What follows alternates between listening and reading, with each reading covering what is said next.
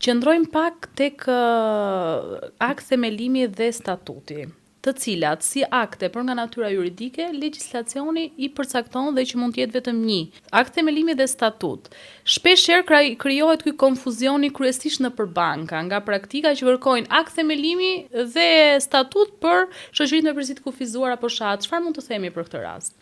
Atëherë, shumë e rëndësishme në fakt të bëjmë dallimin, sepse statuti është kushtetuta baze një shoqërie përgjegjësi të kufizuar, në të cilën sikur se tham, që prej fillimit është shumë e nevojshme të identifikohet qartë mënyra se si do funksionojë shoqëria, kur do të prishet shoqëria, mënyra se si do të funksionojë, kush i merr vendimet dhe kush do t'i lidhë kontratat. Përpos kësaj, në një shoqëri përgjegjësi të kufizuar mund të regjistrosh më shumë se një administrator, secili prej tyre duke përcaktuar rolet përkatëse.